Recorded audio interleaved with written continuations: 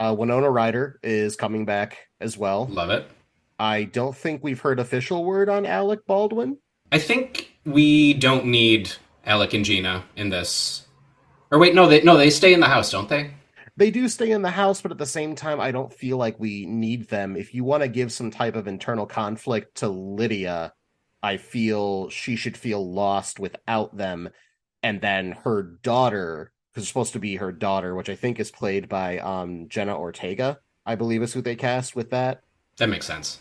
If I were to write a treatment, I would say she's still living in the house. Beetlejuice finds his way back. It's been maybe like a few years since Alec and Gina's characters, I can't remember their name for the absolute life of me, they actually completely pass on to, the next realm, next life, the afterlife, if you will. So they're no longer on Earth.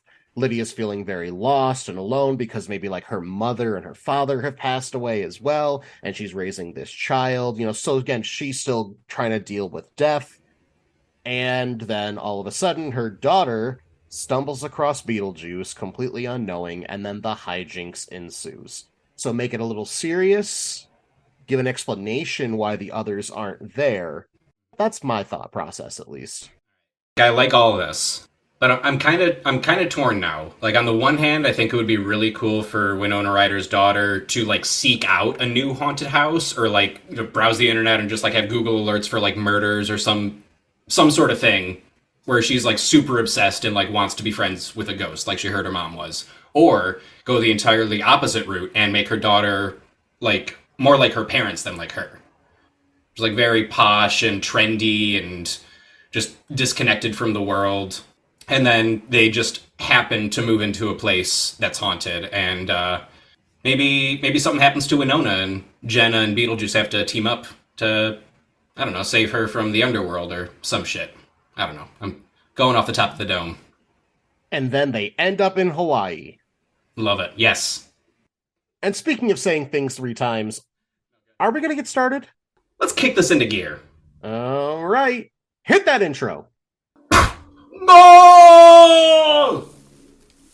Two friends named Corey and Steve like talking about films and TV. They thought, hey, what if this was a show? That's how we got here, now you know. Wait, what's the name? That sounds terrible, go on. That sounds terrible, go on. We hope you stick around and have some fun right after our intro song.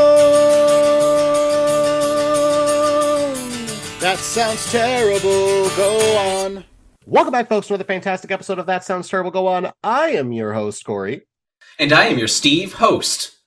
No, Steve, you're the co-host, Steve. I'm pretty sure I'm the Steve. Driver's license says host, so... Steve, we'll just have to take your word for it, because you know what, Steve? I believe in you. You shouldn't do that. Why shouldn't I believe in you? Because the only thing you should really believe in is belief. And speaking of belief, Steve, that brings us to today's episode, revisiting Ted Lasso. Teddy Lass! That's right, folks. Ted Lasso, Season 1, Episodes 4, 5, and 6. We'll be covering those here today, so go ahead, get out your notepad, call yourself Trent Krim, and really just, can someone tell me what offsides means? I'm still confused about it. I don't think it's a real thing. I think it's just something people say. Honestly, I feel like football clubs just came up with it to mess with Americans. That's all it is. Whoa, Corey, that was super offsides. Sure. And speaking of being offsides, Steve, don't I know you? Don't you? Let's find out. Let's. Steve, question number 1. In For the Children, Ted brings on Cam Cole, an unknown solo musician, to play at a charity event. Now, what's a relatively unknown musical talent that you would hire for a charity event?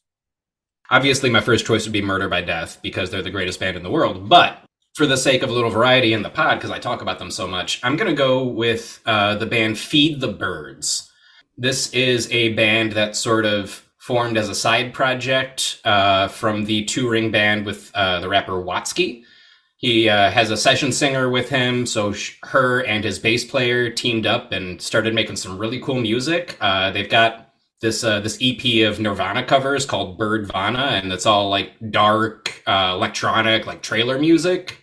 The cover of Heart Shaped Box is spectacular. Highly recommend anyone go out and listen to that. That is what I would go with. They're terrific, and I think they would bring the house down.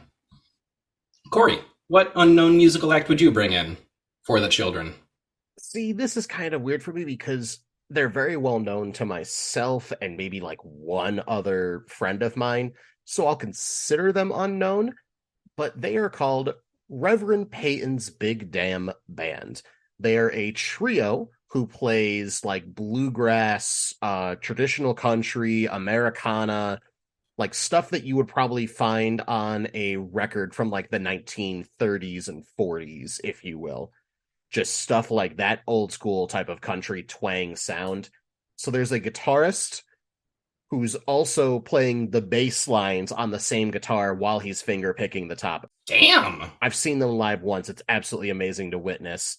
Then you have a woman who is on the wash tub. It's or washboard, I should say. It's again fantastic. Totally fits. She sings as well. Her voice of an angel. And finally, you have a man on a drum set made out of pickle tubs. All right, and which one of them is the Reverend? The lead, the guy with the guitar. What denomination is he ordained in? I don't feel comfortable talking about this here while we're being recorded, Steve. But he is like an actual Reverend? The Reverend thanks you for your understanding, Steve. Is it an actual thing that he is in real life, or is it just something that he says to sound cool, like the Reverend Horton Heat? Question 2. In tan lines, Keeley still works with Jamie on the photo shoot she set up for him, despite breaking up with him less than 24 hours ago. Steve, have you ever had to work with an ex after a breakup? So technically, no, because I delayed the breakup until the work was done. It was a situation where having the work and the job depended on being in said relationship. There was a very, very low budget movie that I was working on, and they didn't really account for housing for her and I because she had family in the area. So without that relationship, I would have nowhere to stay out of town and therefore would not be able to work. It's not my proudest moment. I like to think that I've learned and grown since then and would not do that again because it was not a great experience living and working with someone that you don't have those feelings for. But got through it and came out the other side. Okay, Corey, how about you? Thankfully, no. Not anybody that I was dating. I have slept with a coworker or two in my time, but for officially dating, no. Thank God, no. Right on, right on. All right, question 3. In Two Aces, the team, along with Rebecca and Higgins, throws something important to them into a fire in order to break a curse in one of their training rooms. Steve, what would you have thrown into that fire? But there's a bit of a backstory. So in 2010, I was in college and I was in the process of shooting a student film based on Surprise, Surprise, A Murder by Death song. And this is like an official adaptation, like I got the rights to it, shared a title with the song, used the song in the end credits.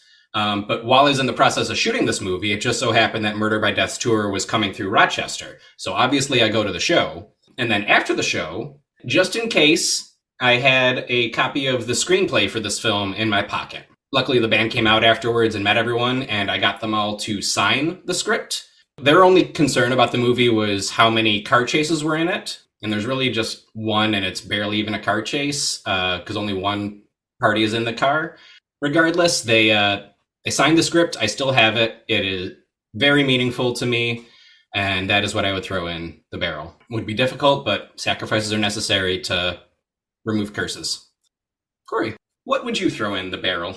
I have this blanket that I've had since I was in 3rd grade. It is a blanket that belonged to my great grandmother. We affectionately called her Mumpy. So Mumpy had passed away due to strain of Alzheimer's, essentially, is what it was. Dementia, whatever you want to call it back in the 90s, what have you. It was, yeah, very sad, very traumatizing. It was the first time I ever had to deal with death in my life. And I want to say, well, if it was 3rd grade, I might have been like 8 years old. 7 years old, something around there. I don't know. Time has no meaning, but she had this blanket with her favorite animal that she would love to paint. She was a painter, so she had this blanket of loons, which is a type of a duck. So it's a woven blanket of just pretty much pretty generic, honestly, by standards, but it was her blanket. And when she passed, I was allowed to have that blanket. And I have successfully had that blanket my entire life, pretty much at this point. I still have it, like just use it as like a throw blanket or just, hey, it's an extra cold out. So I'll throw this on top of like the comforter at night. It means the absolute world to me. So if I were to try to break a curse because I had to throw something in the fire, I would have to throw that in. That is nearly identical to one of the character sacrifices in this episode. Also, that's beautiful. Just like you. Steve, you know what I think of you? What? I think that now I know you. And I know you. All right, folks, that's going to wrap up Don't I Know You? And before we get to our next segment, first, a quick commercial break. Advertisement selling your stuff. All right, folks, I am here at Goblin's Den Tattoo out in the lovely Syracuse, New York, being currently inked by Leah, owner, operator, and a fantastic individual. Leah, how are you doing today? We're doing good. We're doing good. Doing really good, doing good. Am I doing good? Am I sitting good? Yes. Excellent, fantastic. We're both hydrated. That's the dream. Let's be honest here. So how long have you been tattooing for? I have been tattooing for technically 5 years. So tell me, what are your favorite tattoos to both design and put on people's bodies? I think the biggest thing for me is for someone to be really inspired with their idea, really excited. That's always a plus, and not just like a last second kind of deal. Something that you can think about and be like, yep, this is how we're going to do it, critique it, special, all that jazz. But personally, when it comes to style, my drawing style is preferred anime, but I do like cartoons. I do like spooky, scary stuff. I like plants and stuff. A lot of people come to me for floral. Yeah, so I like more animated stuff that can be stylized. Kind of neo-traditional, but not so out there. Well, you heard it here, folks. If you're looking for any of those kinds of styles or designs, you know exactly where you need to hit up. That is Goblin's Den Tattoo out in Syracuse, New York. What's the Instagram name? Instagram name is Goblin's Den Tattoo. Same for Facebook. We're currently adjusting our social medias and getting them more active. So Instagram, Goblin's Den Tattoo. Facebook, Goblin's Den Tattoo. And my name is Leah Tran, if you're trying to look for me personally. We also have another artist, Sid, and Sid is also on there as well. And folks, the Goblin's Den Tattoo is also a safe place for those of you who are LGBTQ+. So if you're looking for a shop that's both safe and not run by pieces of human garbage, then we can give you the guarantee that the Goblin's Den is the destination. Again, that's the Goblin's Den. Find them on Instagram or Facebook and book your next session today.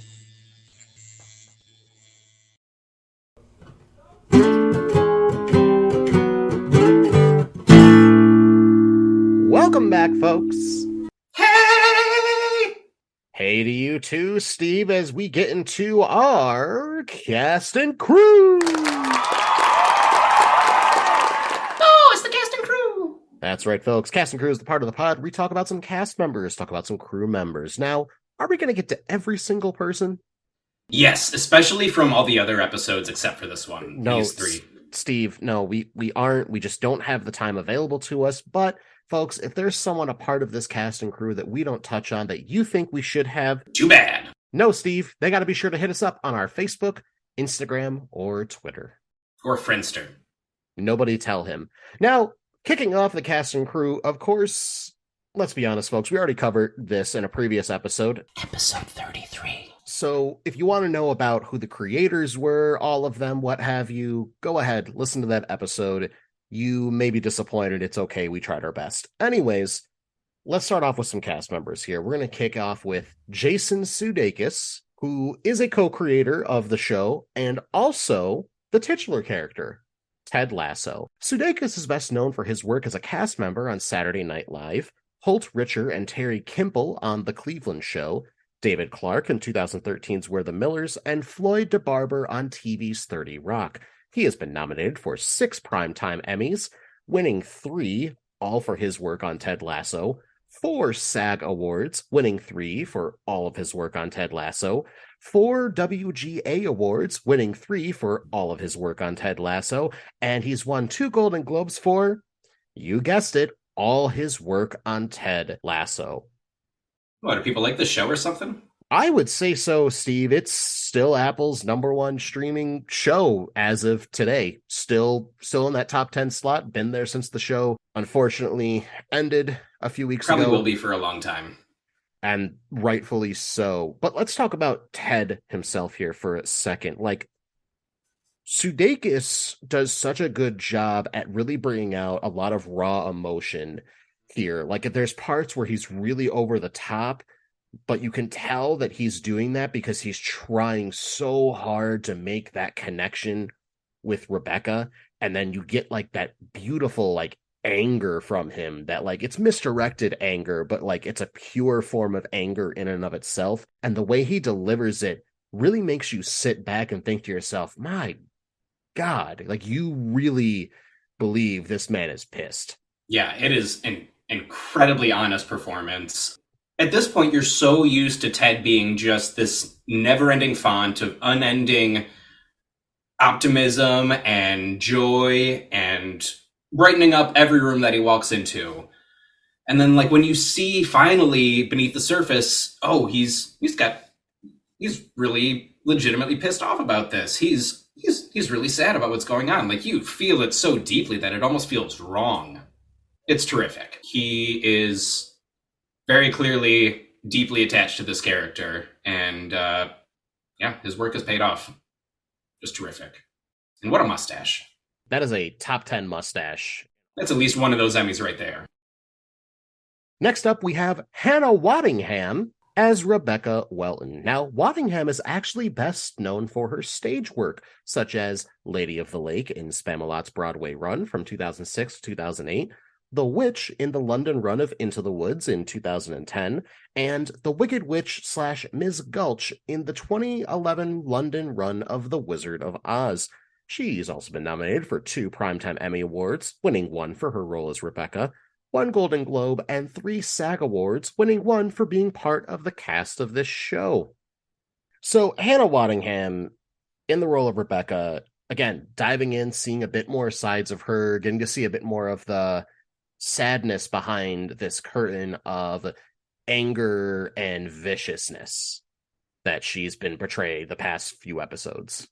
Something I really love about the show is they'll give you a very definitive character intro, and then just like over the course of the show, it just feels so natural. You don't even notice the arc and the change, but like everyone goes through something big. And this is where we really see it happen for Rebecca. Like, she started off just like this cold, evil, conniving, manipulative woman just out for revenge. But yeah, here we see like where that anger comes from, and rightfully so. Fuck Rupert.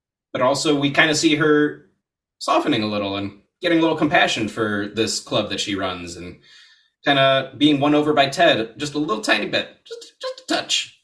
Cracks starting to form in the wall, and she portrays it just beautifully. And God, those guns. Homegirl needs a permit for those things. I'm telling you, they have to be registered somewhere, and I'm not just talking about Sears, because Sears is going out of business, Steve. Just letting you know. Oh, heck. Where am I gonna get my sofa catalogs from? Internet. What's that?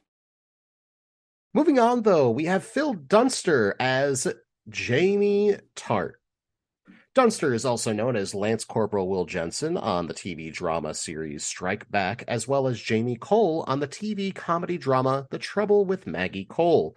He has been nominated for 2 SAG Awards, winning 1 for being part of the cast of the show.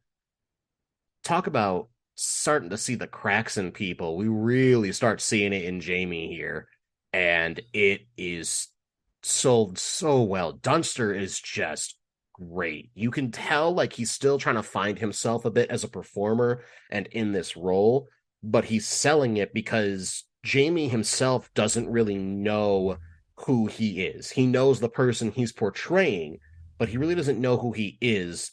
The problem with it is, though, he won't admit it, despite the fact that Ted sees it. Yeah, a lot of Jamie's early appearances are, I feel like he's doing a lot of what he thinks he's supposed to as a footballer. And it's always for someone else's benefit, whether it's his father or Roy Kent or Keela. And he's just pure ego at the beginning. He's just all bluster and he's a dick and he's cocky and oh, I'm good at football, so ain't nobody can tell me shit. And I really love his little like head to head with Ted in the locker room right before Ted's son walks in. It's just like a pure supervillain moment, and God, Phil sells the shit out of it. Terrific. Great performer. I really can't wait to see what he does going forward. All of these people, but like he has like such little work prior to this. I really am hoping his next big role gets him just as much attention, if not more. I would love that. Honestly, like having made the note that like he's having a supervillain moment, now I really want to see him play a villain. I don't know who specifically yet, but I feel like he could just pull it off. Next up, we have Brett Goldstein as Roy Kent. Now, Goldstein is known for his role as Danny Jones in TV's comedy show Off the Record and Hercules in 2022's Thor Love and Thunder. He's also been nominated for a Golden Globe, 3 SAG Awards, winning 1 for being part of the cast of the show, 3 WGA Awards, winning 2 for his work on Ted Lasso, and he's won 2 Primetime Emmy Awards for his role of Roy Kent. And absolutely deservedly. Roy Kent is another great character in this series, way more complicated than he seems from the first episode, and you get to see a little bit of growth in him starting to get into the actual leadership role that was thrust upon him by Ted in episode 3, season 1, that we got to see. It's great for him to start finally embracing that, which was Ted's plan all along, of course. But man, Brett Goldstein just sells it all the way through. Ain't nobody can growl like Brett Goldstein. There's some things that like only certain people can do, and no one will ever top that. I'm thinking Megan Thee Stallion going ah, and Brett Goldstein growling and or yelling fuck. No one will ever be able to top that. Oh yeah, the way this man swears is like poetry. It's profound. It is visible catharsis and epiphany. He does so much with that word. Just so impressive. And I don't know like what aspects of the writing he contributes to, but whatever it is, it's fantastic. Great work all around. It's got to be a real interesting combination of him, Jason, Brendan, and Bill Lawrence all together. I would love to be a fly on the wall in that writer's room. All right, folks, and that's going to wrap up Cast and Crew.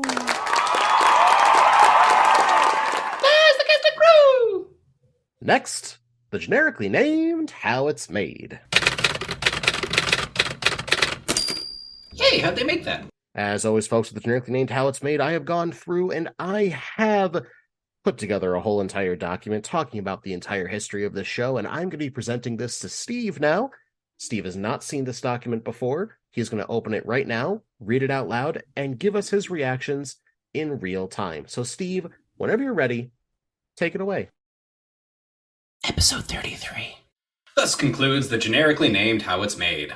That's right, folks. We already covered this in episode 33. Come on, go check it out right now. Or if you want, it'll actually be on our new social media page, YouTube. That's right, folks. We've gone ahead. We've created a YouTube account. We're going to be putting a few videos up there for people who just want to maybe listen to the generically named How It's Made, especially when we're tackling TV shows, because who wants to go back and rewind through an episode? I know I certainly don't, but hey, maybe you want to revisit this again. But either way, we love you.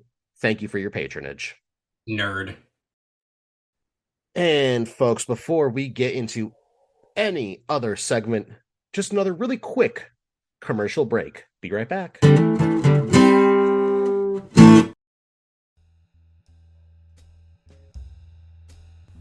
Are you looking for something tantalizing and titillating to spice up your nights out? Why not come be enchanted by Spellbound Cabaret, the queer, all-inclusive burlesque troupe of Rochester, New York. Watch our talented and sexy beauties shake, shimmy, and strut their stuff. We produce everything from classic and creepy to hilarious and horrific. So no matter what your fancy, we'll have something to fulfill your desires. You can catch our shows on the last Friday of every month at Boulder Cafe, located at the corner of Alexander and South Clinton in Rochester. Doors open at 8 p.m. with showtime at 9. If you're feeling especially indulgent, we also offer limited VIP seating with complimentary champagne and dessert. Pre-sale tickets for both VIP and general admission are available at spellboundtickets.com.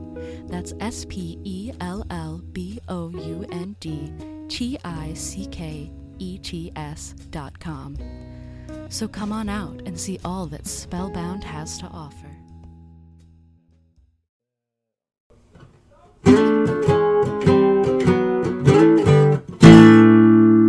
Welcome back, folks. Oh, hey, glad you made it. I am too, because we're going to go ahead and get into this breakdown. Oh, don't do this to me. Now, folks, the breakdown, of course, is the part of the pod where we go through every scene in the episodes that we are covering here today. Again, that is episodes 4, 5, and 6 of season 1 of Ted Lasso. So kick back, relax, and have faith that we are going to do our best to get to every scene possible. Now, if there's a scene or a line or something that we seem to not mention that you really think that we should have talked about, be sure to hit us up on our Facebook, Instagram, Twitter, or our YouTube account. Or don't. Let's get into this breakdown, though, starting with episode 4, For the Children. The episode was directed by Jamie Lee and written by Tom Marshall. AFC Richmond loses 2-0 in a match, which angers Roy. Jamie insults Sam's, played by Toheeb Jamal, athletic ability, which prompts Roy to engage him in a small fight. Man, Jamie is such a prick here, but Sam just taking it all in stride. Sam was raised on kindness and understanding, and he lives it every second that he possibly can. But also, this really reminds me of, what football is at its best. It's when people are fighting each other. I'm going to sports. I want some violence to entertain me. So thank you, Roy Kent.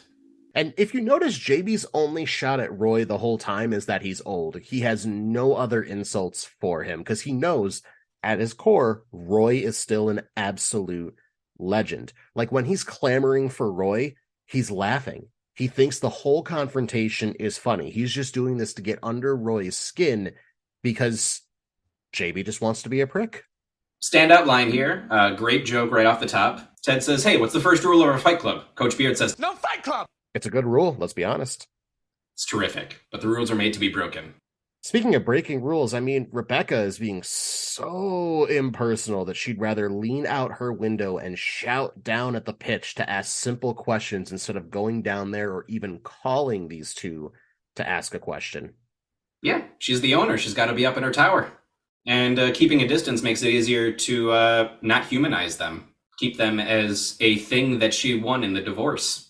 They are her prize that she wants to ruin. Remember that, folks.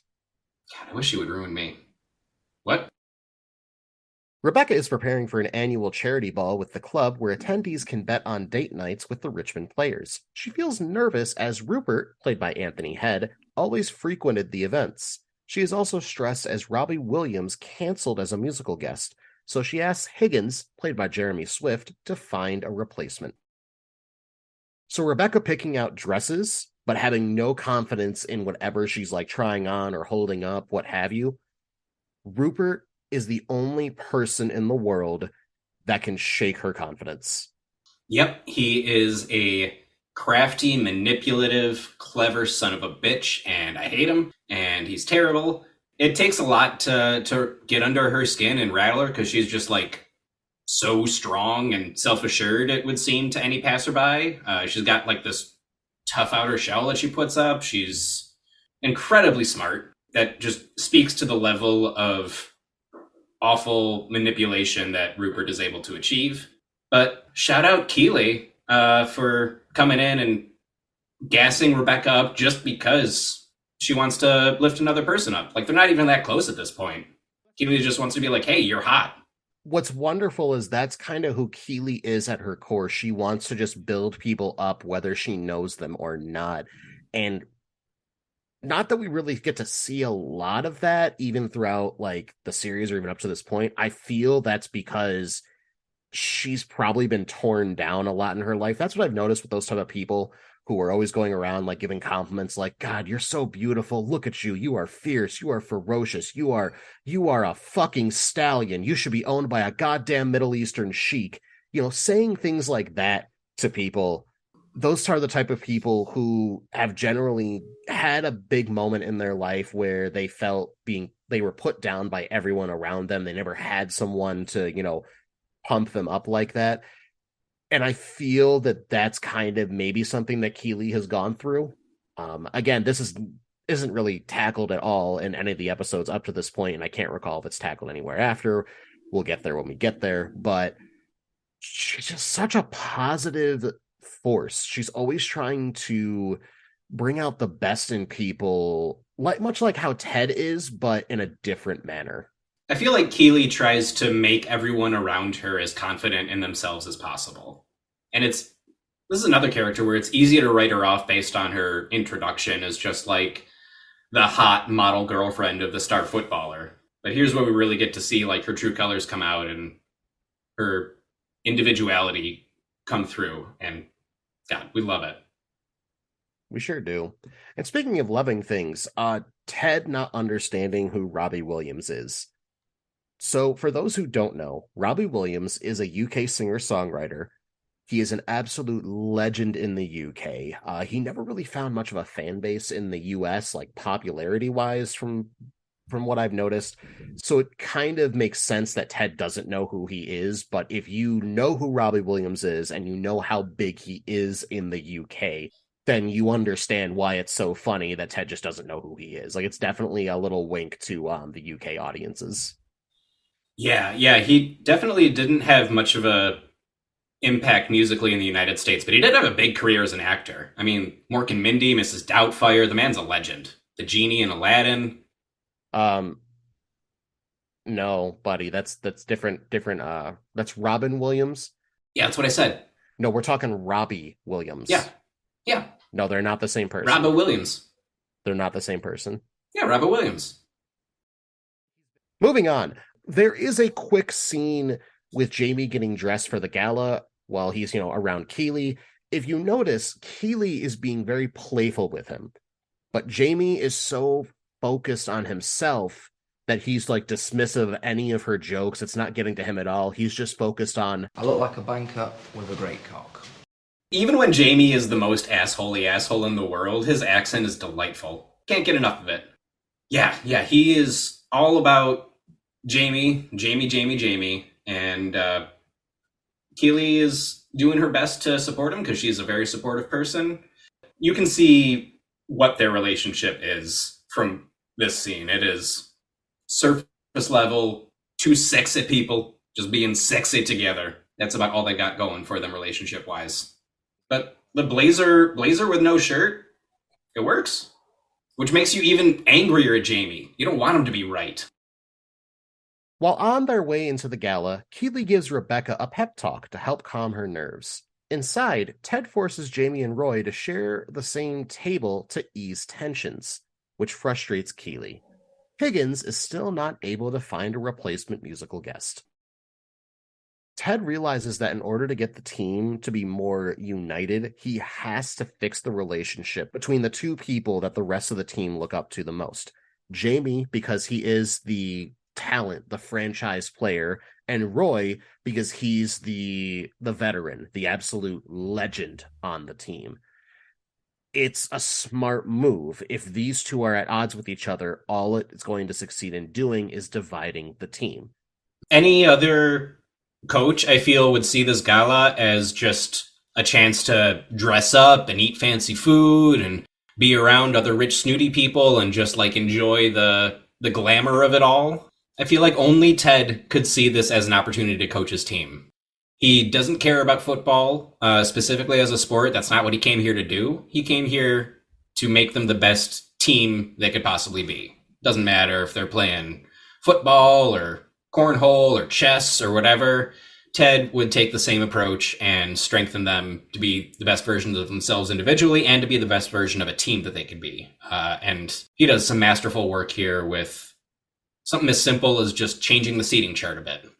And, speaking of playing chess, we get a quick little moment where Coach Beard, played by Brendan Hunt, and his recently found girlfriend, Jane, played by Phoebe Walsh, they are playing chess without a chessboard, kind of just showing, again, some playfulness between these two, whereas when you want to compare the two to Jamie and Keeley, Keeley's being playful and Jamie wasn't being playful back, but these two are being playful together as, well, a couple should. It also speaks to, without telling us very much, because Coach Beard is a very stoic, quiet man, that just like speaks volumes to how incredibly intelligent Coach Beard is. He is tactical, he is intricate, he's got great recall, he's just firing on all cylinders, and you see, like, that's why he came with Ted. He handles the actual sport specific things about coaching, while Ted handles the team being a team. At the ball, Rupert suddenly appears at the auction to Rebecca's dismay. Nate, played by Nick Mohammed, is told by the players that Roy told them they weren't allowed to bully him anymore. Roy busts Jamie's balls about having to sleep with the bidders, and Jamie storms off. Rebecca whisks Ted off for him to meet Rupert, where she offers Rupert to take over the auction. While talking with Ted, Rupert mentions that he's good friends with Robbie Williams, and Ted begins to suspect that Rupert got Robbie to cancel. Man, Rebecca is like physically shook the second she sees Rupert, and you really feel for her in this moment. A rarity up to this point. It hurts. You hurt for her. Pretty much everyone in the show is redeemable, except for Rupert, because some people just suck, and I'm glad that the show can like acknowledge that. And everything he says to Rebecca is just this backhanded compliment, obviously trying to tear her down any way that he can. And God, I just want to punch him in the face. Now, I want Rebecca to punch him in the face because she's physically stronger than I am. I want to just quickly talk about, like, the awkwardness of Nate being on full display here, even though he gets a little bit of confidence because, afterwards, because after this moment, the boys tell him, like, oh yeah, we were told we're not allowed to make fun of you anymore. Nate tries a martini for the first time, spits it back in the glass going, oh my God. And someone just comes up and takes it like, oh yeah, this is my drink. And he's like, quickly gives up because he's like, nope, we're not having that conversation. It further shows that Nate is just someone who's very much in his shell. Like, he means well. At the end of the day, I just realized Nate Shelley. That's Shelley, funny. yep. But with Nate being so inside of his shell, he is starting to come out just a little bit, but he's still not ready to take that full step out. Like, he's starting to gain a little bit more confidence now that the team players are like, oh yeah, we're not allowed to make fun of you anymore, so we're just not going to do it. And this is all Ted's work. Everything about Nate's confidence up to this point is tied to either Ted's compliments, Ted's jokes, or just in general, Ted's handling of the team. It's all very Ted-centric. I hope that doesn't come back around into something negative at some point. Probably not. Ted's method here for Roy and Jamie, he sits them down and he pretty much forces them to find some common ground, right? Which leads them to the conversation. What were you like when you were 23? Little bit's prima donna. Jamie, and what are you? Being a little bit's prima donna? He absolutely is. Well, because you'll notice a lot of the times when two people have such a distaste for each other, there is some common ground there because you probably see something in them that you don't like about yourself. Mm-hmm. It's usually what it is. And Ted's smart enough to see that and know that and then bring that to the forefront for both of them. So now they can hopefully start working more together. Also, just makes you like Roy more and more when he is just messing with Jamie about having to fuck his date. whoever wins his auction. And it's the rich old woman who says she's gonna bet all the ducats on him. And I love that like Jamie actually believes him and gets visibly pissed off at this. Shout out Roy. Terrific. I got a question to ask you though. So with Rebecca offering Rupert to take over as host, do you think she's done this because at some level she's still vying for his approval? Like that she wants to feel validated in the love that she once had for him? No, I do not think that's why she did it. I think it's because she saw that she was outmatched here. He's got the crowd on his side. He's got the history. He's got the stage presence that she's still struggling to find. And I think it more speaks to her just insecurities and lack of belief in herself. Or it's her wanting to minimize the drama or the pain. I don't think there's any desire for Rupert's affection. I think the only way that she wants validation from Rupert is to see him acknowledging that she's defeated him in some way. Rupert kicks off the auction, starting with Jamie. Keeley and another guest get into a bidding war over Jamie, with Keeley eventually winning. During the auction, Ted finds Rebecca outside, who laments feeling alone despite her position. Ted consoles her and motivates her to go back inside. Keeley realizing the other guest who's actually outbidding her is beautiful, and she's taking it personally. Oh god, the other bidder that Jamie brought in. So another testament to just like how great Ted is at his style of coaching, just instinctively goes to find Rebecca once the auction has started.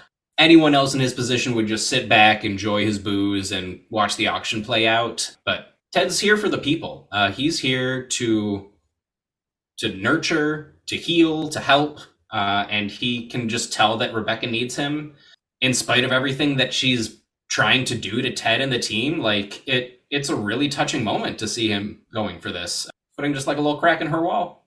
These episodes are all about little cracks. It's also a very real take on the aftermath of leaving an abusive relationship. Like she's outside, she's having some variety of anxiety or panic attack. Like it's fully revealed in that moment how toxic the relationship with Rupert was. He would tell her what to do, put her down all the time, telling her things, you'll end up alone if you're not with me. And she still loves him in some manner, and she's trying to break through those feelings because she knows how horrible he is for her and how horrible he treated her throughout their entire relationship. And again, it's such a real take. Like, you know that these people that you were involved with were horrible individuals, but right after that relationship, when it's still so fresh, there's kind of a part of you that still wishes you were with them, even though you know that's not right. Yep. It is a maddening internal conflict. It can shake someone even as incredible and intelligent and well put together and established and everything as Rebecca is. Acting on advice from Ted, Roy approaches Jamie with a new suggestion. They will both tell why they hate each other. After doing so, they begin bonding together. Ted confronts Rupert about his suspicions regarding Rupert texting Robbie Williams about not performing. While talking with Rebecca, Keeley finds that a woman who was auctioning for a date with Jamie is a former lover, played by Keeley Hazel, that he hired to make himself look good. In an act of revenge, Keeley begins a bidding war to try and obtain a date with Roy. Afterwards, Keeley breaks up with Jamie. The scene with Roy and Jamie bonding is kind of sweet. You know, it's feels like a realistic conversation, which the show excels at. You have Roy revealing that he was treated the same way as a young football prodigy that Jamie was, and Jamie's revealing that he used to look up to Roy before he realized how arrogant that Roy can actually act. It's kind of an opportunity for Roy to break that cycle of the same way that he was treated by the veteran when he was the young prodigy. It's a sweet little moment. We've spent all this time hating on Jamie Tart, rightfully so. Guy is a right prick. But this moment between the two of them is genuinely touching, and you can't help but root for them. At this point, they're still basically sworn enemies that hate each other. But you can see a little tiny kindling of friendship, just a little bit. Also, fun fact, Keeley Hazel, who plays Bex, is also a staff writer on the show. Goddamn. Love it. Ted sticks up for Rebecca by doing what nobody else can do, which is calling Rupert out on his bullshit. But the way he does it is in such a kind Ted Lasso way. And Hmm. I really love this scene because it shows that Ted Lasso is not afraid of anyone at his core. He's a very nice individual. He will generally not get angry with you or raise his voice, but he's not intimidated by anybody. And it's a really beautiful characteristic that's showcased here. Yeah, like you said, he's not afraid to call Rupert out on his shit, which everyone else in their fancy tuxedos and dresses is just here to glad hand and pat themselves on the back for being rich and just want Rupert to join them in a good time. And dude is charismatic as hell, and that is where he excels, which sucks. But Ted sees through all that. Ted's smarter than that. And the way that he says, Something just occurred to me. If you could have texted Robbie Williams, asked him to come tonight, you could have probably just as easily asked him not to come. God, that is like worse than a parent saying, I'm not mad, I'm disappointed. But Rupert doesn't care because Rupert only cares about Rupert. Also, Rupert doesn't care because no one else heard that. He still comes out victorious in the court of public opinion. Also, let's talk Rebecca telling Keeley was her way of making sure that she doesn't fall into the same type of relationship that she had with Rupert. Like, she uses the word accountable to describe what Keeley should look for in a relationship. And Keeley takes that to heart by breaking up with Jamie. The scene itself is very quick but satisfying, both in the bathroom when her and Rebecca are talking and when she breaks up with Jamie. We all know why Keeley is pissed, so we don't have to waste time into getting into the details. It doesn't have to be a long, drawn out breakup. However, it's funny because I don't think Jamie quite understands it. He's just trying to control her and put down her suspicions, much like how Rupert would treat Rebecca and her suspicions and trying to control her. It's a reveal that once they put it out there, you start connecting all the dots like, oh my God, everything he's done with her relationship, objectifying her, ignoring her when she's trying to be playful, the whole 9 yards just hits so hard. Like, oh my God, he's so much like Rupert. Keeley's realization that, when I was 18, I was dating 23-year-old footballers. Now I'm almost 30 and I'm still dating 23-year-old footballers. I'm Leonardo DiCaprio. Like, she's just gone through the motions for so long, just like being the glamorous model with the arm candy. And that's just what she's been used to for over a decade. And I love that this connection with Rebecca, which was just started off by gassing her up for being a beautiful woman and making sure that she knows that, and turns to this whole self-realization that's, one doesn't come without the other. Rebecca's turn to give Keeley advice, and Keeley doesn't grow up in this moment. Keeley realizes that she has grown up in this moment. The auction ends with Rupert donating £1 million to the charity event to show Rebecca up, silently embarrassing her. To save face, Ted and Higgins bring in a street musician named Cam Cole, whom Ted had encountered earlier to play at the event. Cam gets an enthusiastic reception from the guests, and after the event, Keeley joins Rebecca in a rickshaw to get drunk. Terrible, terrible man. Rebecca deserves better, and she's beginning to realize that. Or no, she's realizing it more. She's on the right path now, especially with her and Keeley getting into that rickshaw together. Because Ted had mentioned earlier when they were outside, like, rickshaws, it's something that, couples do together. I've never been in one. Of you? And she's like, no. Well, she got in one with Keeley because she's ready to start a different kind of relationship. And that's arguably the first thing we've seen Rebecca do that wasn't related to Rupert in some way. Pretty much everything else she's done has been in service of destroying the team or showing Rupert up. Now she's running off with Keelet to just become her own person a little bit. It's kind of her revenge, if you will. And how does she enact that revenge? By doing what Rupert told her wouldn't happen. Choosing to be happy by getting drunk with Keeley. Fuck yeah. Love that.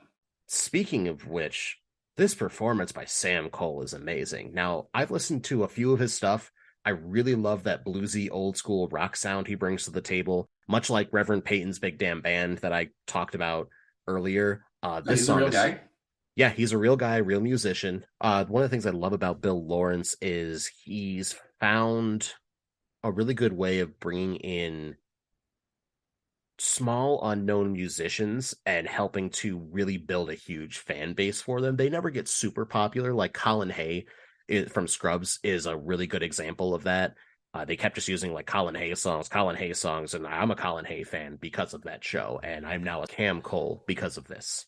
Also, a side note related to this, but in another Bill Lawrence show that has aired this past year, the man's got 3 on TV right now. Shrinking, another show that Bill Lawrence wrote with Brett Goldstein, features a song by Murder by Death in one of their episodes in the background.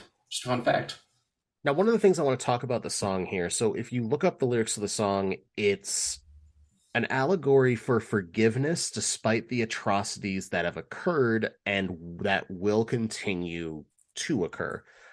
Except instead of it being about Mother Nature, it's more directed towards Rupert's actions toward Rebecca. Like Rupert, in a sense, is looking for forgiveness without changing anything.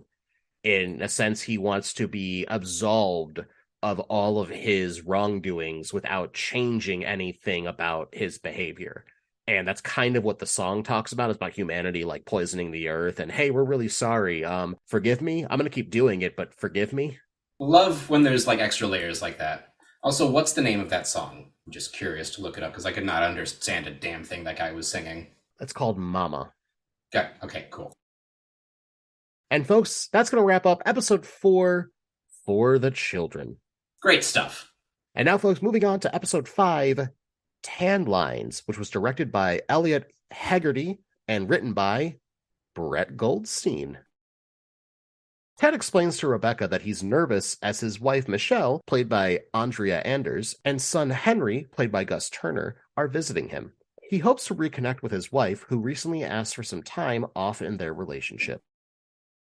I like this intro. We get a quick little look into Higgins' life. He's got a wife and 4 boys, and he loves all of them, and they all seem like a standard family. Like, he clearly loves his family, and the boys are just like, yep. I think it's also something we really needed to see for Higgins, because up until this point, he's largely just been Rebecca's punching bag, and like many character intros, he seems like very much a standard archetype of just like the spineless lackey who's just insulted day in, day out, and always does what he's told, and is just a good little lapdog. He seems like the Smee to Rebecca's Captain Hook.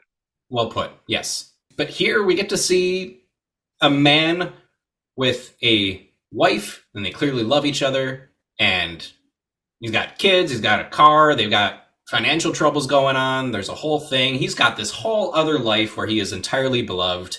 1, it makes us feel better about him as a character, and 2, it kind of feeds into, hey, maybe Rebecca needs to chill out a bit. Maybe she's maybe that's not great. You don't need to treat people like that.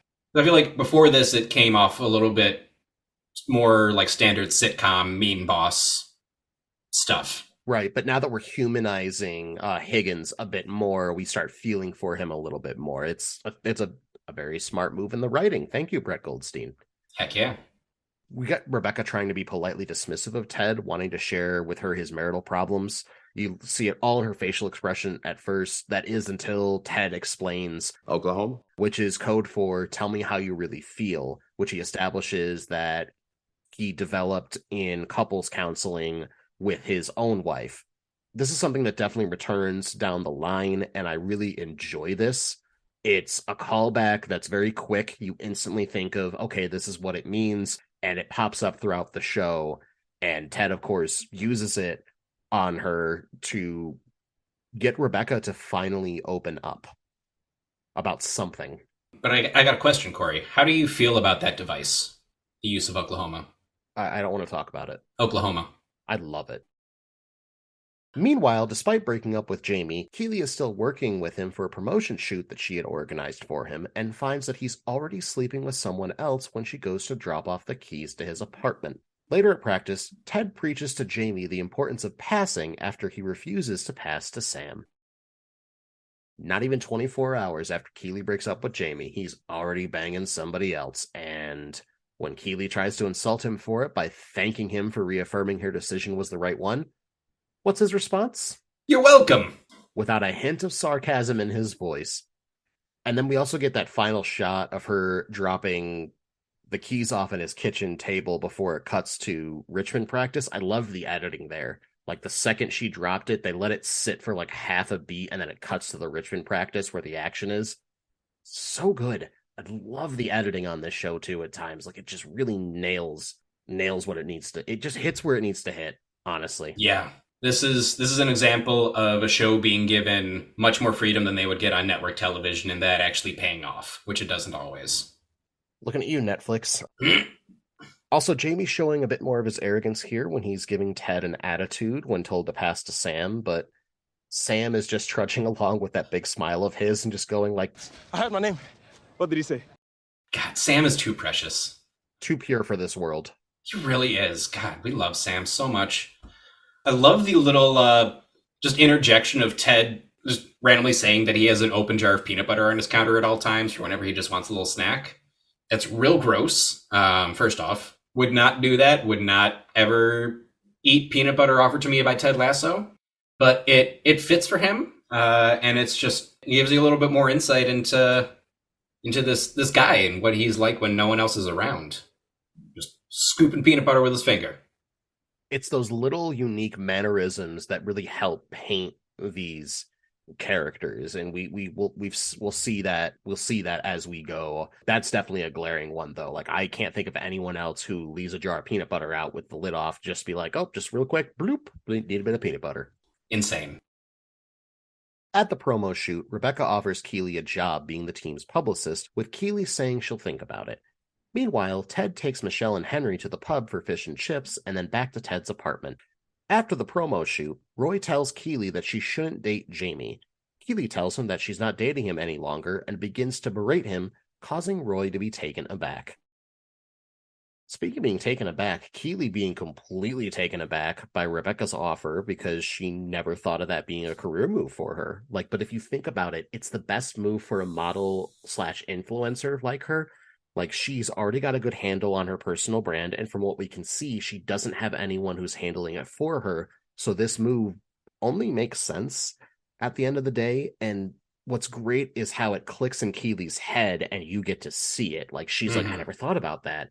I'll have to think about it. But you know she already thinks this is a good idea right off the bat. Keeley is someone who, as often as she can, will try to inspire confidence in other people to make them more self-assured. And she has confidence in herself, but really just specifically in her looks, because that is what has gotten her everywhere at this point. You can tell, like in this exchange with Rebecca, that she does not believe she doesn't believe she's qualified for something as involved as a publicist. But now it's Rebecca's turn to give Keeley some confidence, and she realizes in this conversation, wait a second, yeah, I can do all this shit. I'm good at this. We love to see it. Women empowering women. Anyone else out there listening? Have you empowered a woman today? Go do it. We'll wait. You can hit pause.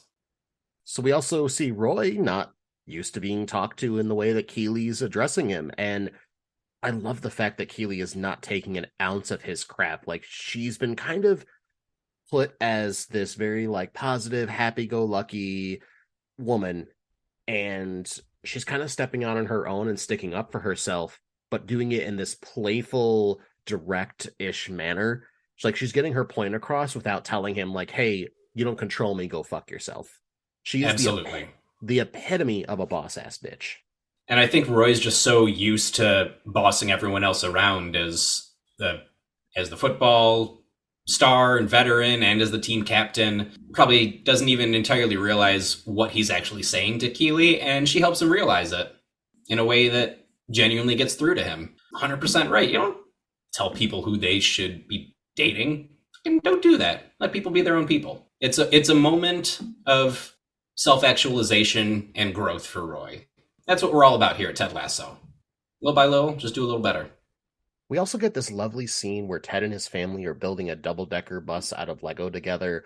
It's a quick little uplifting moment that's, I'm going to call it undercut by the teary-eyed look of concern as Ted stares at the ceiling while they're both asleep next to him before he ends up smiling. And it's all put together to a hit by singer-songwriter Sam Cooke called Bring It On Home to Me.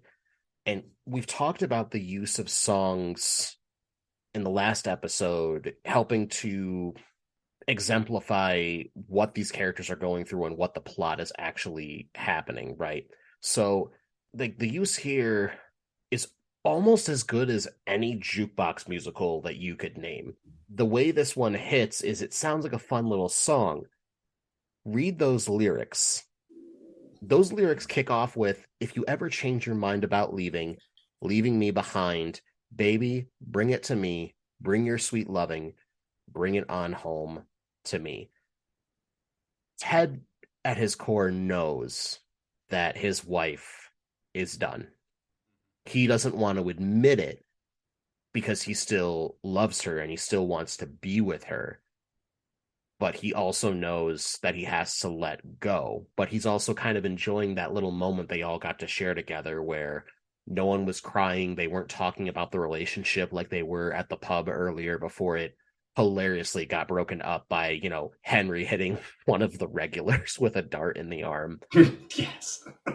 God, the way that this show uses music is so good.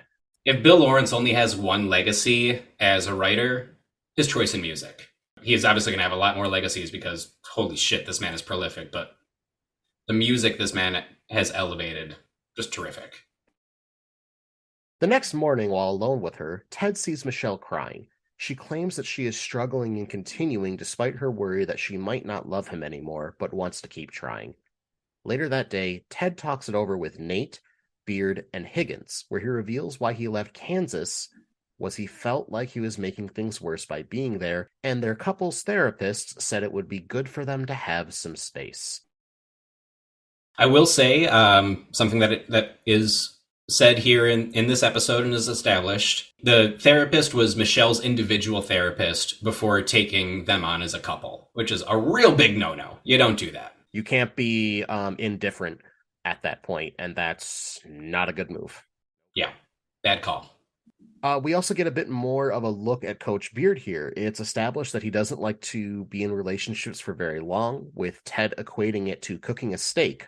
You spend any more than 5 minutes on one, loses its flavor. And I love just all these tiny little insights into the mystery of Beard. He's such a fun, enigmatic character. Says so much with so little. Also in this exchange of ideas and philosophies on relationships, this is where we really see, Higgins has life figured out. He's got the answers. He understands what happiness is and where it comes from in its purest form. He understands love. He understands relationships. He understands family better than anyone else in the show. And this is the first moment that we really get to see that come through and see him as, a confident, helpful, knowledgeable person. One of the other things that's really nice is we get a correction. We only saw 4 boys earlier, but Higgins mentioned he has 5, and that they all live in a tiny house. Again, further showing that Higgins isn't paid much, but him and his wife make things work. It's adorable. They remind me of the Weasleys from Harry Potter. Perfect comparison. Meanwhile, in the locker room before their next match, Jamie refuses to put his hand in to cheer with the team, claiming that he doesn't want to. During the match, Jamie scores a goal, but shows a lack of empathy when Sam gets injured, which gets him into a fight with Roy, and both getting a yellow card. So when Jamie signs Henry's jersey, do you think he did that because it was for a young fan, or he just wanted to screw with Lasso? 100% to screw with Lasso. I fully believe that there have been so many kids trying to get autographs from Jamie that he is just completely snubbed in favor of going to bang a model or some shit. He is only in this for himself, and this was just a way for him to really twist the knife in Ted. And just the way that he's extra nice to the kid, just it's like icing on the cake. He doesn't even look at Ted while he's doing it either. He's just putting all of his attention on the kid because he knows that Ted is staring at him doing this, and it's just eating away at Ted that he can't say what he actually wants to say to Jamie right now. God, the son walks in right as Ted's about to yell at him. Ted yelling. How dare anyone bring him to that level? Right? Kind of wish he got his shit rocked by Roy here, honestly. It's one thing to not care about your teammate, but Jamie was going out of his way to make a point that he doesn't care about any of these people. He's being hurtful for the sake of being hurtful. It's malice at its core. The perfect microcosm is everybody putting their hands in and to say, Richmond on 3, and then they go out and do a sport. But Jamie's taking selfies instead. And how about Sam being so polite when he's laying on the ground? He just says to Roy, like, it honestly doesn't hurt anymore, but everyone was making such a fuss, I thought I should just lay down. He's such a sweetie. Oh, God. And then Roy giving him genuine advice on how to play it up so the crowd stays on his side. That's just wholesome, genuine advice from someone who's been there. He's finally stepping into that veteran role now. Yeah. He's giving advice and he's being authentic with it. He's not just barking orders as a captain. He's trying to be a leader. Absolutely. Jamie manages to score another goal during a free kick to tie the game, while chanting me, me, me to the crowd instead of celebrating with his teammates. To teach him a lesson, Ted controversially benches Jamie for the second half, angering the public. Jamie leaves the stadium before the second half begins. In the break before the second half, Ted gives the team a pep talk about embracing change. With a new strategy, Sam scores a goal, which ends the game with Richmond winning 3-2, their first victory of the season. Probably my favorite line in this episode is, Oh, I thought you were saying meat. honestly, I need that to become a thing in sports, because let's face it doesn't make any less sense than the rest of what people do in sports. It's all dumb. It's all arbitrary. Have people start shouting meat. Yeah, I could get behind that. Next sporting event I go to, I'm going to chant meat just for you. Love it. No one knows what it means, but it's provocative. Interesting moment where Ted jogs up the stairs into the crowd to Rebecca to ask her permission to bench Jamie after he scores 2 goals. First off, from the previous episode, Rebecca did not show him the same respect. She just yelled down.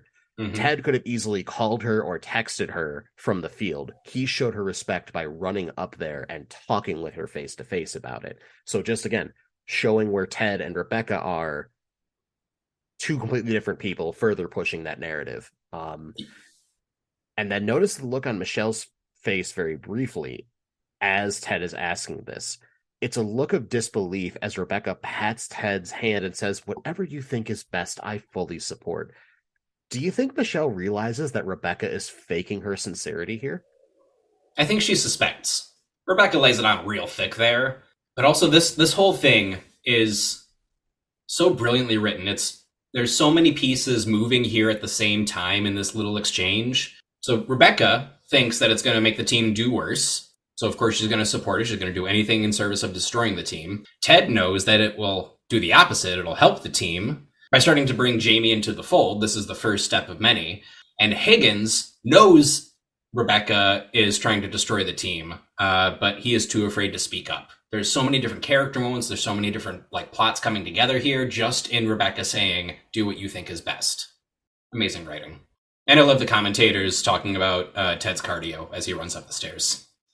Let's talk about Ted's pep talk here. His pep talks are always so great, and this one's no exception. The way this show shoots his speeches is like he's addressing us, the audience, as much as he's addressing whomever he's speaking with. It's the way that they shoot it at these angles, like he's at a podium talking to the masses. It's another beautiful part of this show, and I call it a very therapeutic show. You watch this and you feel inspired while you're sitting here. You start analyzing parts of your life and how you're acting, and you go, man, I just want to be different. I want to feel healed. That's what I'm finding this show really resonates with its audience so much, and why the writing is so powerful, but the camera work is also important in making those words as powerful. Absolutely. Ted is coaching all of us. And in benching Tart, Sam finally gets a time to shine with the pass from Roy, and Roy finally shows some respect to Lasso. Mind you, the last time he gave any kind of respect to Lasso, it was because, Ted had fixed the water pressure in the showers.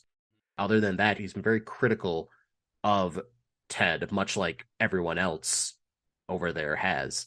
But yeah, he's shaking his hand. He's saying good job for benching Jamie, and the crowd begins chantingly calling Ted a wanker as a term of endearment instead of as an insult. Like he's won the respect not just of his players, but the fans as well. Like the tides are starting to turn for him, and you just feel so warm and fuzzy seeing it.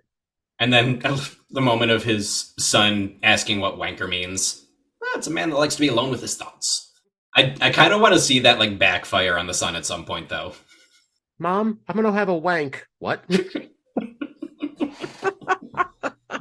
Classic. I love telling kids the wrong definitions of words.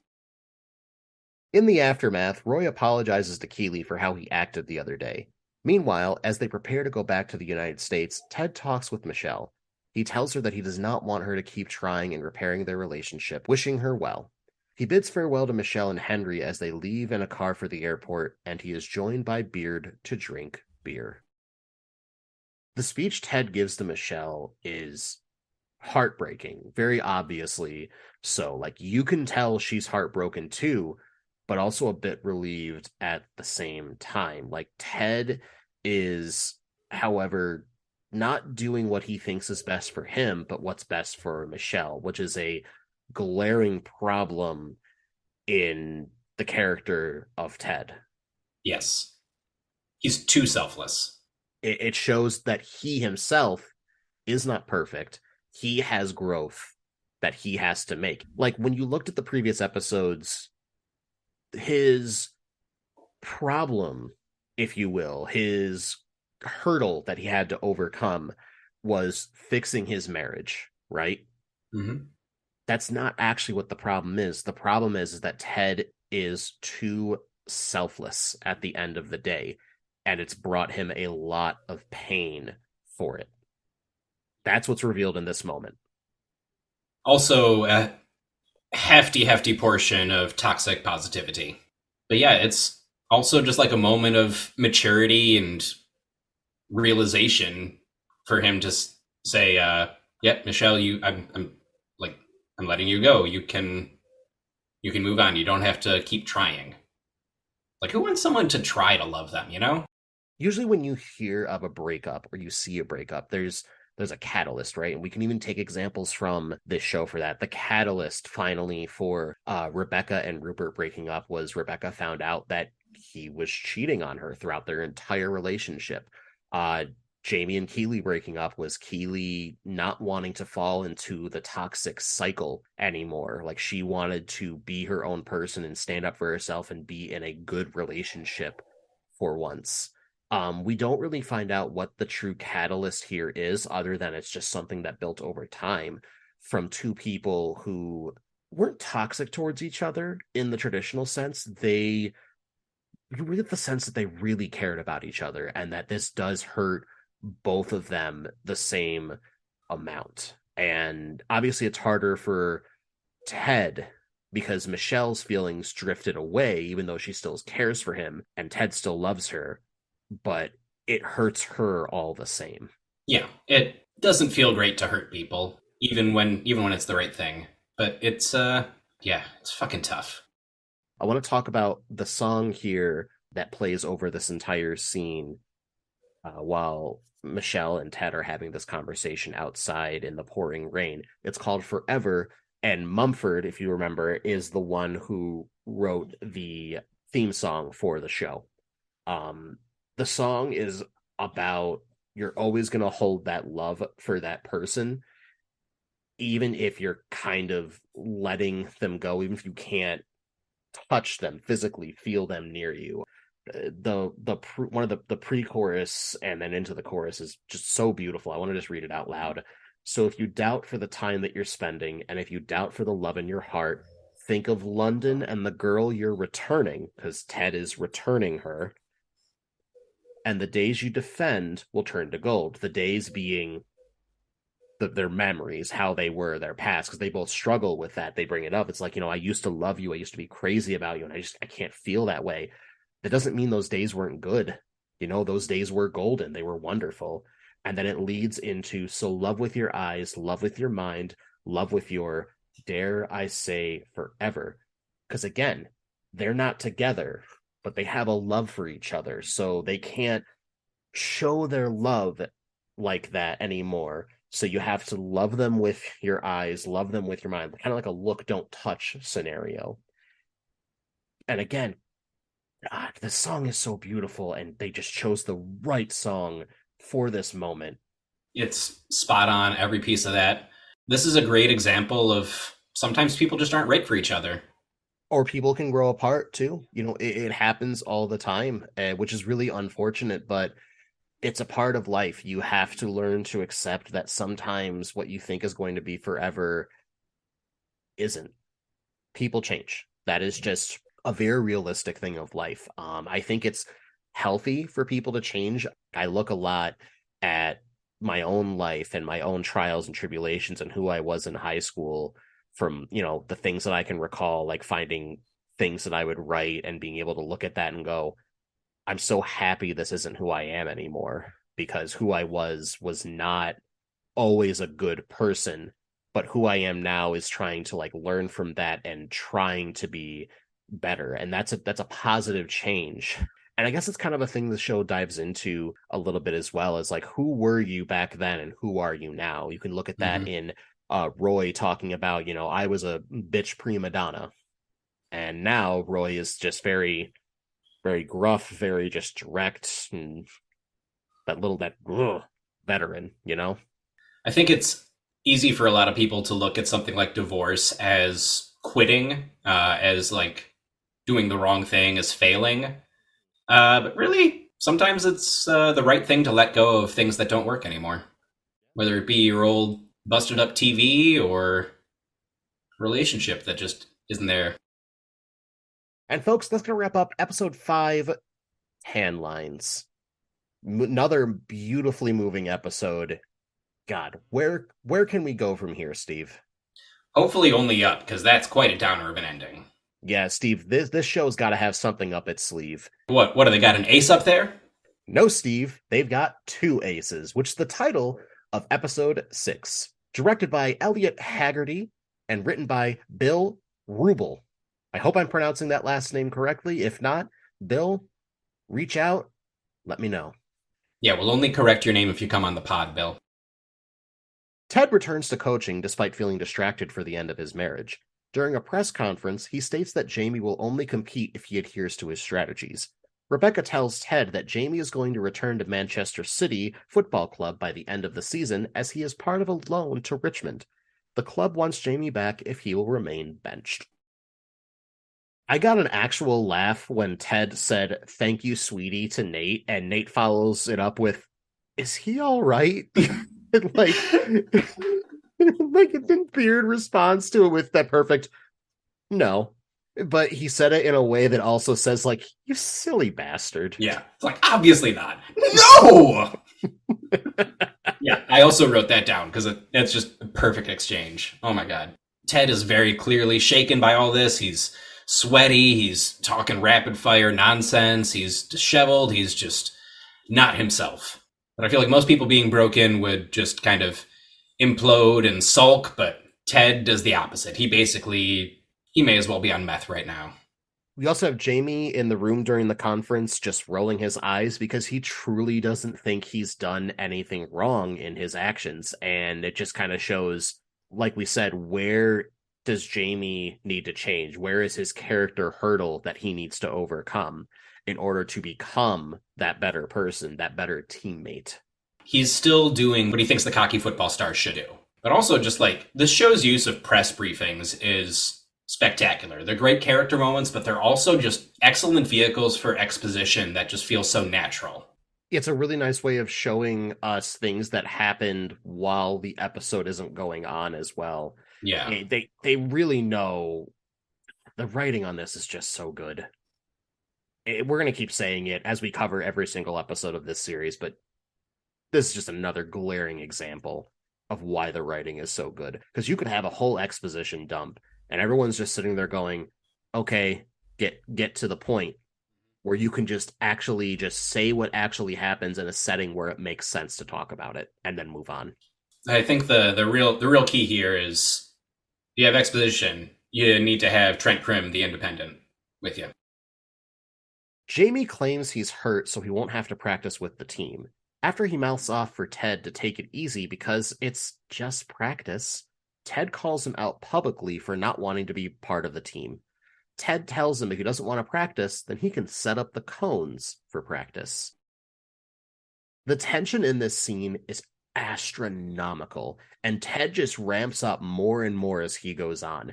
Jamie is sitting there, speechless, looking absolutely ashamed, and the rest of the team has lost their respect for Jamie. Also, great use of cinematography here again to amplify the scene that's happening. I'm not 100% on this, and I will gladly admit if I'm wrong about this, but I think this is the only time in the show where they employ the use of a Dutch angle. For those out there who are not familiar with the term, it is where the camera is noticeably tilted to either the left or the right. It conveys something is off, something is not right, something is uncomfortable and wrong. That shot comes in when Ted is at the peak of his yelling at Jamie. Ted just going full anger, which is the complete opposite of what we expect from him. And also a Dutch angle is something that should be used extremely sparingly. And this was the perfect place for it. Yeah, they only use it for 2 shots. For I think it's like a total of like 5 seconds all told between the 2 shots. You don't want this being there. You want it to be a quick flash in the pan because it is going to have more of an impact. And this really did. Like the way he's talking to Jamie, he's not even just yelling at him. He's scolding him like you would a child who's acting out when you know that they know better. Very well put. And then Roy's response after the whole debacle, just saying out loud without even looking at Jamie, Oh, that's got a sting. He gets up, walks out. Nate is watching through the window and he's smiling, just enjoying the fact that someone who was his tormentor for so long is now being hated by everybody in the locker room instead. However, Beard's attention is on Ted. He's more concerned about Ted because he knows Ted doesn't act like this. Something is wrong with Ted. Beard is the greatest friend anyone could possibly hope to have. He's got so much insight into Ted, and I think that's probably more the reason Ted brought Beard. I think his tactical and sporting strategy, whatever knowledge is just secondary, but Beard is the best friend. Full stop. I love them shutting down Nate Schadenfreude. You know, this is a Schadenfreude-free zone. But, like, it tells you more about Nate. Like, what he values is, you know, revenge and all the negative side of things. But even with all this, you see Ted still caring about the team, even caring about Jamie, who he just gave it to in a very big way. That's because Ted knows that he had to do that, because he's tried everything else to get through to Jamie and nothing will. So now he has to make Jamie feel shame, because the rest of the locker room from the last episode has started losing respect for Jamie. They all understood because Jamie was taking his disrespect and selfishness too far, to the point where it was truly hurting team morale. He did it to himself. He separated himself from everybody. So this is exactly what he gets at the end of the day.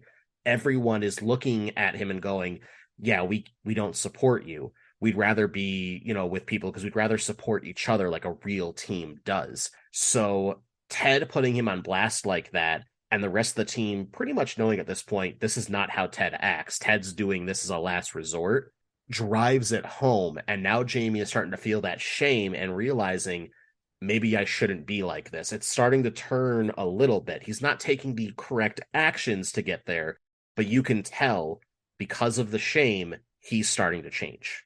All part of Ted's master plan. AFC Richmond welcomes Danny Rojas, played by Cristo Fernandez, a Mexican forward, to replace Jamie's place in the lineup. Danny's enthusiasm and field skills impress the team and cause Jamie to feel jealous. The introduction to Danny Rojas is so beautiful. He is just the epitome of positivity. Like, he's running around the field. Danny Rojas, Rojas, Danny Rojas, Rojas, Danny Rojas. He's so happy to be there.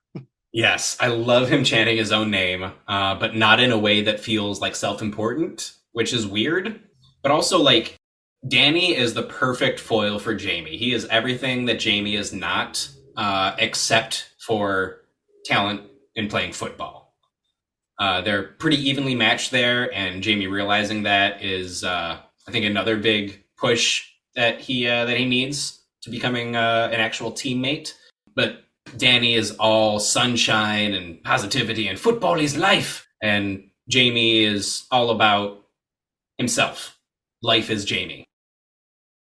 Healy comes to Rebecca's office to check on her, but Rebecca doesn't know what for. The press has reported that Rupert is dating another woman named Rebecca, the same woman he left with at the auction, and they are now labeling her as Old Rebecca, which annoys her. Danny and Jamie have a friendly competition about who can hit the most goalposts, with Danny winning much to Jamie's chagrin. Healy's such a good friend, immediately coming to console Rebecca, and Rebecca clearly is hurt by this despite trying to put on a brave face. You kind of feel for her a bit, even though she's still technically the villain, quote unquote, in this story. Also, 100% believable that in this situation, the press would call her Old Rebecca. I feel like, and I say this with very little experience or expertise, I'm going to say especially British media. British tabloids are renowned for being gigantic pieces of trash. Keep in mind, when Princess Di died in that car crash, they took photos of the wreck instead of even trying to call an ambulance. Because they were the ones chasing her. That's why she was driving so fast. She was trying to get away from them. She crashed, and they took photos of her car wreck and her dead body. And I'm pretty sure, at least of the car wreck, I know that they posted the photos in the next morning's paper. They may have posted her body as well, because they are just horrible people over there. The paparazzi over there, 10 times worse than anything you'd ever see here in America. Disgusting. Absolute rubbish. Also, Danny and Jamie's little competition here. Danny's having fun. Jamie is taking it seriously. Yeah, I love the progression, though. Because, as it goes on, you see Jamie start to have just, a little tiny bit of fun and just, gets a spark of a reminder of why he loves football in the first place. Jamie's just having a great time. Oh, we're playing a game? Let's play. I love this game. Look, I hit it, too. Danny Rojas is a true himbo.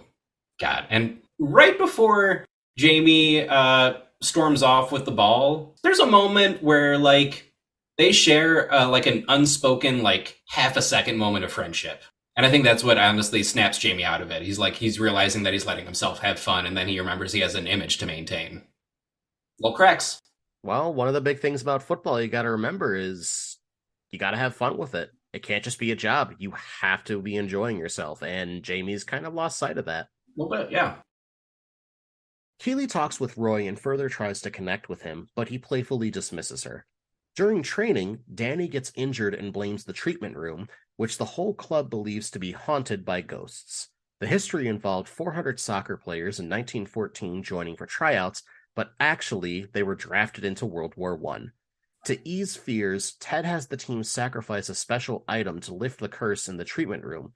Jamie is not interested in assisting, but is convinced after talking with Keeley. Ted's outrage to not understanding why everyone is so worried about the treatment room. One more person says something that me and Beard don't understand, I'm gonna have one of my son's classic temper tantrums. Is so funny, because you think he's actually coming down on people like he did with Jamie before, until he turns the end of the sentence into a joke. It's amazing. And I love how this starts off as just a silly little superstition. And the more we see everyone believe it, it still feels just kind of hokey and silly until you hear the backstory. And it just suddenly becomes so real and somber. The army using fake football tryouts to recruit people to World War I, to get gassed and stabbed and eat low-quality sausages. It's devastating. It really just kind of brings it on home, and I love when the show just hits you with these moments of realness and makes everything feel so complex and this is actually happening. And the thing about the ghost story that I really enjoy is, like you said, it's actually happening. This is something I could believe happened. This is a believable ghost story. It's not Well, once a man escaped from an insane asylum and he had a hook for a hand, and he said, what should I do with this hook? Oh, there's some teenagers making out in a car. Loop-de-doo. There's nothing like that. It's pretty much like, yeah, no, this room is cursed because men showed up believing they were going to play football, and they got drafted into an army, and they all died. None of them came home. And I love Roy yelling at everyone. We're all gonna fucking do it! And just like showing that he believes in it more than anyone else does, and he's genuinely scared of the ghosts. Love it. He's such a teddy bear. And then we have this really great moment with Jamie talking with Keeley. It's touching, because it establishes that Jamie does still feel some kind of connection with her because he's confiding in her with his issues with Ted, and that he wants to be a part of the team, but he really just doesn't know how. And Keeley's pretty straightforward. It's like, go to the thing and participate. It's that simple. But Jamie never thought about that because he's too wrapped up in his own bullshit. And I love the joke here where Keeley says that she can't come in because they'll have a glass of wine and they'll fuck, and because it's Pavlovian. And Jamie says, Pavlovian, what is that? Is that the wine? Just brilliant, simple little Jamie. This is still at a point in the story where I genuinely believe Jamie is a thoroughly intelligent character, but he is choosing not to embrace it because it's part of the image. The car's also Pavlovian. Sam invites Rebecca to sacrifice something in the treatment room. At the ceremony, the team presents their object and what it means to them. Roy brings a blanket that his grandfather gave him when he was 9 and scouted to Sunderland. Sam brings a photo of the Nigeria national football team that played at the 1994 FIFA World Cup. The same photo he pledged he would never take down until he made the same team. Nate brings a pair of sunglasses where he received a compliment while wearing them by a girl who likened him to Clive Owens. Rebecca brings that day's newspaper, stating that she's trying not to care about what the press is saying about her. Finally, Higgins brings his recently deceased 20-year-old cat's collar. All of the items are burned. Jamie also appears, burning the shoes that his mother gave him to motivate him to play soccer. During the burning, Danny makes a miraculous return from his injury to the team. Sam inadvertently hitting on Rebecca is adorable. That being said, the JK quip is definitely a bit dated, but not a great choice. Even when they made it, like JK's stuff was known. The show had came out just a few months afterwards, and I'm willing to bet they had already shot this scene. This show came out in 2020. The stuff about JK started coming out in 2018. Oh, I thought it was like 2019. No, I distinctly remember reading about it while on my internship I had at Apple Corporate, which was 2018. Well, the good news is they don't bring her up again, so... Yes. Yeah. Spoiler alert, with the one few times we'll actually talk about something that doesn't happen later on in the series, they do not bring up J.K. Rowling again, thankfully. What if we bleep Rowling every time we say it on the pod? So you're saying that all we have to do is just bleep... Yeah. Yeah, she who must not be named. What a terrible human being. But not a terrible human being. Sam Obasanya. Oh my gosh, he's finally coming more out of his shell into being a leader. He's taken the initiative to invite Rebecca, not because anyone asked him to, but just because he felt she might want to be included as part of the team. It's a purely kind move, and it's just another little crack in Rebecca's wall there, just from Sam being nice. And I love the misunderstanding that she thinks he's asking her out, and then him being like, I can understand why you misinterpreted. I mean, you're so lovely, you must get romantic invitations all the time.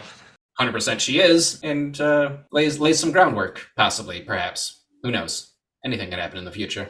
And at a rare turn of events, Roy showing some vulnerability with the blanket and the story. I love when he's telling the story about seeing his grandpa for the last time and going to a new city and being terrified. There's a chuckle, and his reaction, beautiful and sincere. I was fucking 9. Say something. Yeah, that's a terrifying thing for a little kid.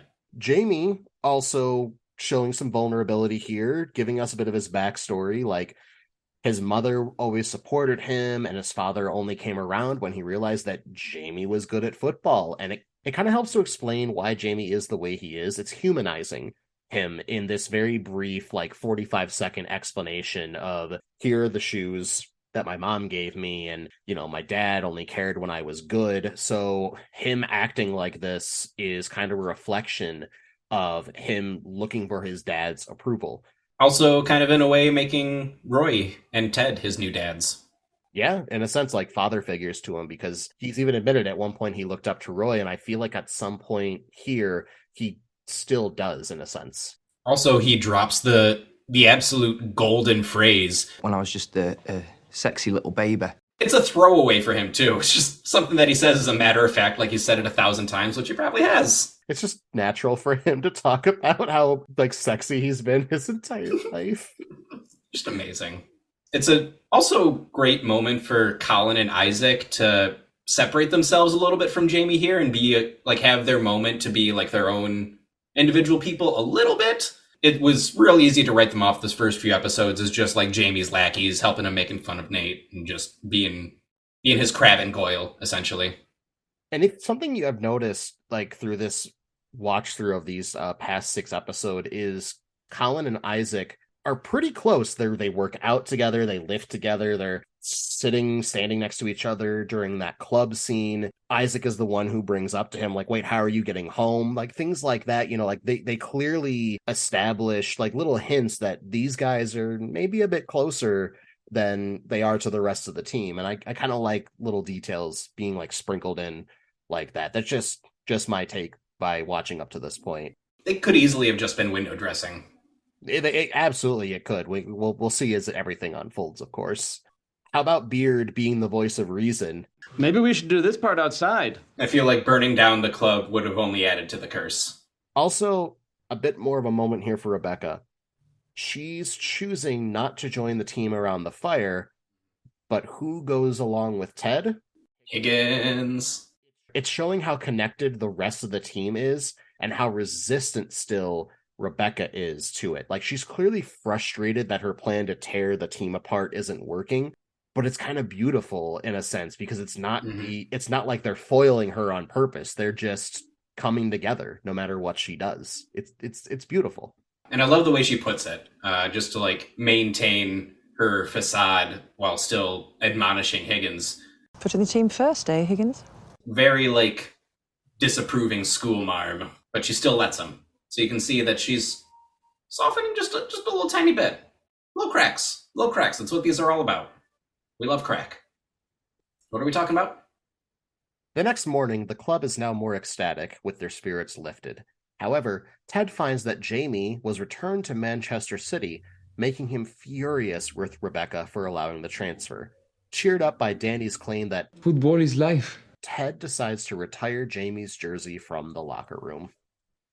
Ted walking into the locker room this time, completely different vibe to it. Everyone's laughing, talking, they're even like playing, and then the hammer drops. He walks in and Beard's sitting there and he just goes, "What's wrong?"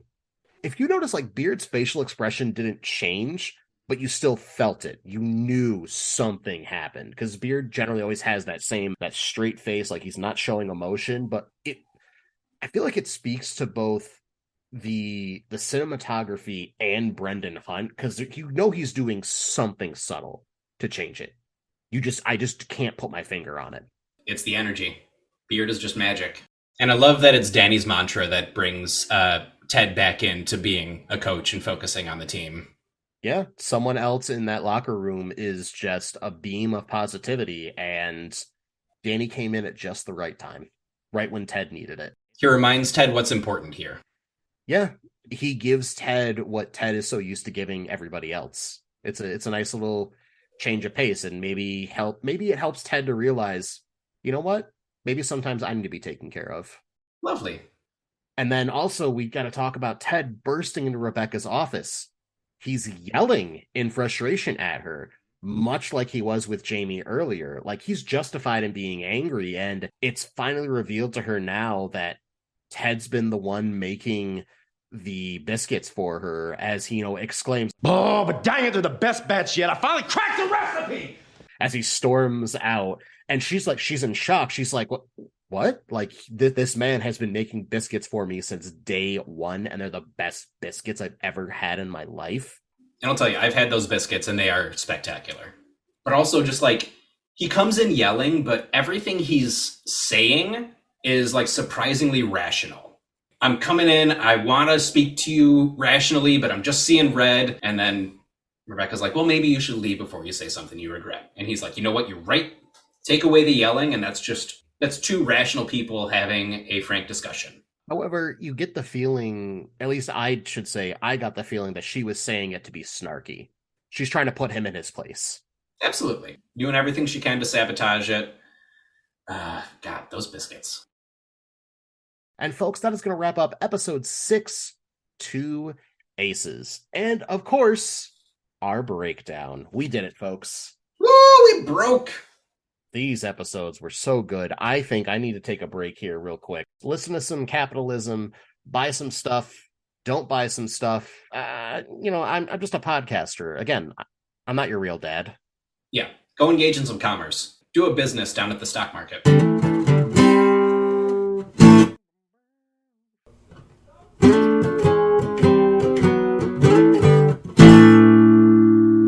Welcome back, folks.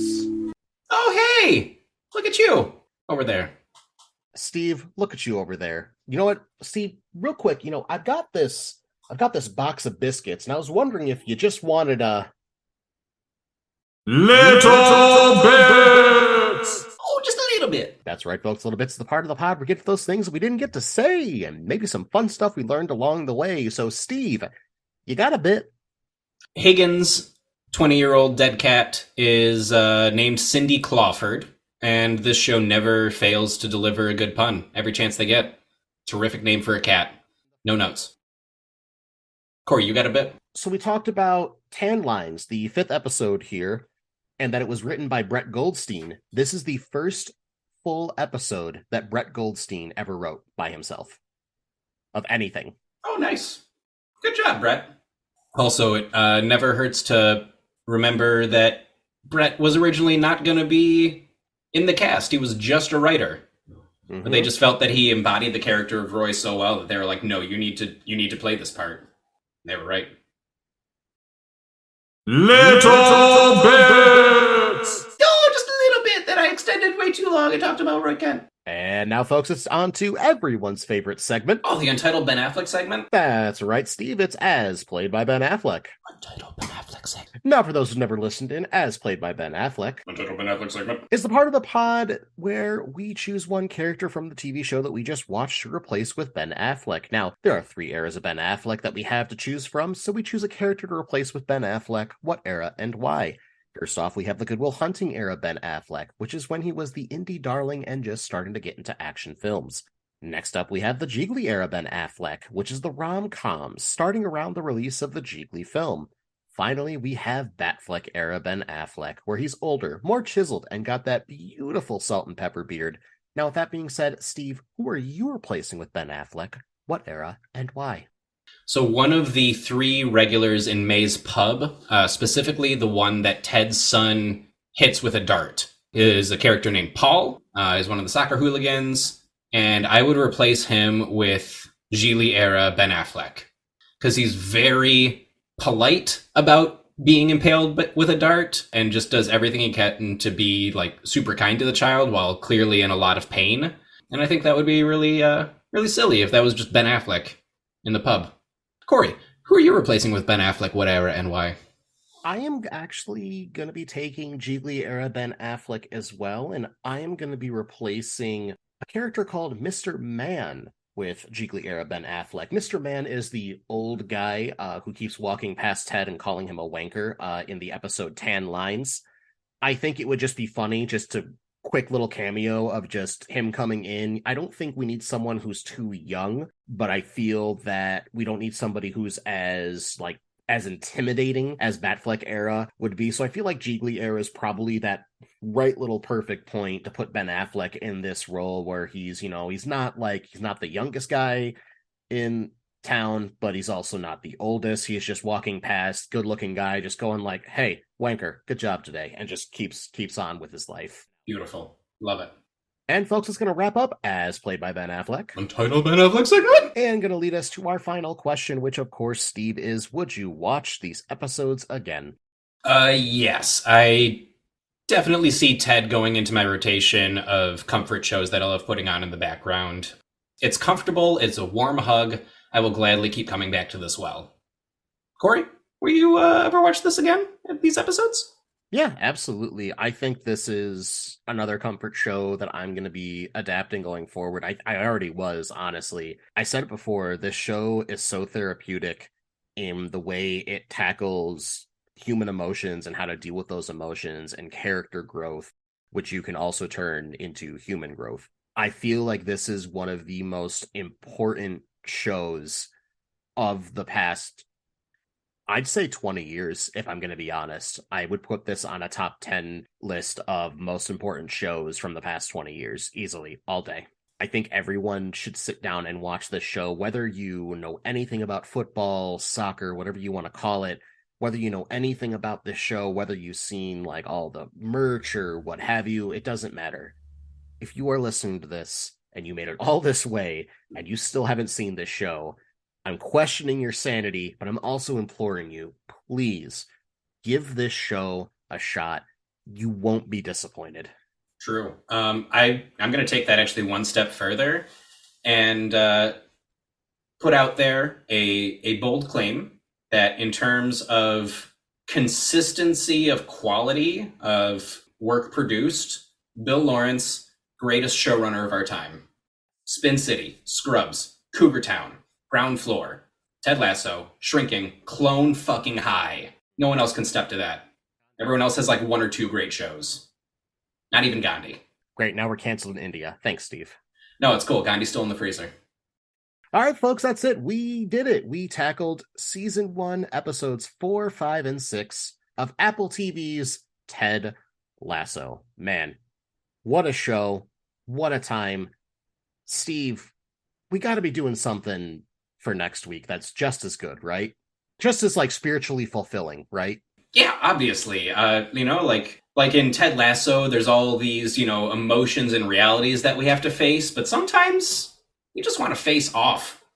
That's right, folks. We are tackling 1997's Face Off with Nicolas Cage and John Travolta. And of course, we're going to be having a special guest with us next time. Nicolas Cage. Nope, someone who's just as wacky. My buddy Paul will be joining us. Very excited for this. It's going to be a great time, folks. Bring your best face. But until then, I've been Corey. And I'm Steve. Bye. Cheerio. Sexy little baby. That's what it says in my dating profile.